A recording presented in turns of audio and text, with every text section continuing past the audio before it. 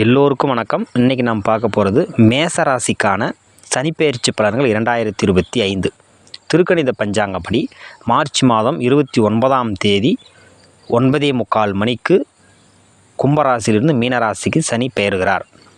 இந்த பெயர்ச்சி மேசராசியை பொறுத்த மட்டில் அது 7.5 சனியாக இருக்கிறது. அதாவது ராசிக்கு 12ஆம் இடத்தில் சனி புகுவது 7.5 ஆரம்பம், விரயச்சனி அப்படின்னு சொல்லுவாங்க. அதை இதுவரை 11ஆம் இடத்திலிருந்து ஓரளவுக்கு நன்மைகளை செய்து வந்த சனி 12இல் அடி எடுத்து வைக்கிறார். 7.5 சனி ஆரம்பமாகிறது. இந்த நிலையில் எது மாதிரியான பலன்களை தரும் என்பதை நம்ம உன்னிப்பாக பார்க்க வேண்டும். பொதுவாக 12இல் இருக்கக்கூடிய சனி மிதமிஞ்சிய செலவினங்களை தருவார், தூக்கமின்மையை தருவார், அலைச்சலை தருவார் அப்படின்றது தான் ஒரு பொதுவான கருத்தாக இருக்குது இல்லையா? இப்போது இந்த சூழ்நிலையில் இந்த மேசராசிக்கு இந்த 7.5 சனியுடைய ஆரம்பம் எது மாதிரியான தாக்கத்தை தரும், நன்மை செய்யுமா தீமை செய்யுமா அப்படின்னா, விரயம் அப்படின்ற எடுத்துக்கொண்டால் விரயம் கண்டிப்பாக சனியானவர் தருவார். இதில் நாம் என்ன சாதுரியமாக செயல்படணும் அப்படின்னு சொன்னால், அந்த விரயத்தை அவர் தருவதற்கு முன்பாகவே நாமே அந்த விரயத்தை ஏற்படுத்தி கொள்ள வேண்டும் அப்படின்னு நான் சொல்கிறேன். அதாவது சுப விரயமாக மாற்றிக்கணும். எப்படின்னா, நம்முடைய சேமிப்பை கரைப்பது தான் அவருடைய வேலை, கரெக்டுங்களா?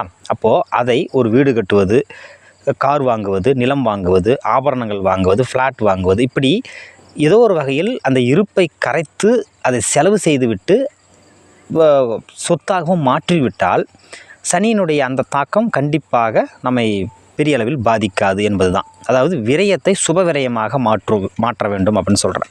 அதே போல் அந்த அலைச்சல் தூக்கமின்மை எடுத்துக்கிட்டோம்னா, அலைச்சல் தூக்கமின்மை இரண்டுமே இருக்கும். தன் தேவைகளை பூர்த்தி செய்வதற்காக இருக்கும். அதே போல் தன்னுடைய வருகாலத்தை பலப்படுத்துவதாக அல்லது எதிர்காலத்திற்கு ஒரு அடித்தளம் இடுவதற்காக அந்த தூக்கமின்மை அலைச்சலும் இருக்கும். அதை மனம ஏற்றுக்கொள்ளுங்கள். இது சனி 12இல் இருப்பதற்கான சாதக பாதக பலன்கள். அவருடைய பார்வை அதையும் நம்ம கருத்தில் வச்சுக்கணும் இல்லையா? இப்போ குரு பார்வை கோடி நன்மைன்னு சொல்கிறோம். சனியினுடைய பார்வை சர்வநாசம் இல்லைங்களா? அப்போது சனியானவர் 3ஆம் பார்வையாக 2ஆம் இடத்தை பார்க்கிறார். குடும்பஸ்தானம், தனஸ்தானம், வாக்குஸ்தானம் என்ற இடத்தை பார்க்கிறார்.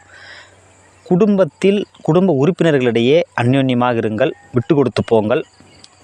தேவையில்லாமல் வார்த்தைகளை கடுமையாக்க வேண்டாம். அதே போல் தனம் அப்படின்னும்போது தன்னுடைய வருவாய் வழிகளை குறிப்பது. எந்த விதமான புது ஒப்பந்தங்கள், புது யுத்திகளை இப்போதைக்கு கையாள வேண்டாம். பழைய நிலையே தொடர்ந்தால் வருவாயில் எந்த பாதிப்பும் இருக்காது. அதே போல் வாக்குஸ்தானம், ஒரு முக்கியஸ்தராக இருந்தால் பொது மேடைகளில், சாதாரண மக்களாக இருந்தாலும் கூட சமூகத்தில், குடும்ப உறுப்பினர்களிடையே அல்லது தொழில், வியாபாரம், வேலை, இந்த இடங்களில் செய்யக்கூடிய இடங்களில் கவனமாக வார்த்தையை பிரயோகிங்கள். அது பெரிய பின்விளைவை தரும். கவனமாக இருந்து கொள்ளுங்கள். 7ஆம் பார்வையாக 6ஆம் இடத்தை பார்க்கிறார். அதாவது கடன், எதிரி, நோய், இந்த இடங்களை பார்க்கிறார். அந்த இடங்கள் கண்டிப்பாக பலம் இழக்கிறது. அதாவது கடன் நீங்குகிறது, எதிரிகள் தானாக விலகுவர், இல்லை என்றால் அழிந்து போவர். நோய், பல நாள் நோய்கள் நம்மை விட்டு அகலும் அல்லது அதுக்கு ஒரு மருந்து கிடைக்கும். அதே போல் 10ஆம் பார்வையாக 9ஆம் இடத்தை பார்ப்பதால் தந்தை வழியில் பிரச்சனை அல்லது பூர்வீக சொத்தில் பிரச்சனை, பங்காளி வகையில் தொல்லைகள், வரப்பு சண்டை, இந்த மாதிரி பிரச்சனைகள், சொத்து பிரிப்பதில் பிரச்சனைகள் என்றெல்லாம் வரும். அதை கவனமாக கையாளுங்கள். காரணமின்றி அவரிடம் பேச வேண்டாம். காரணமாக மட்டும் பேசி அந்த காரணத்திற்கான பதிலை மட்டும் சொல்லுங்கள். தேவையில்லாமல் பேசினால் கண்டிப்பாக பிரச்சனை வரும். சரி, 7.5 சனி நடக்கிறது. அதனுடைய இருப்பு பலன், அதேமாதிரி பார்வை பலனை பார்த்துட்டோம்.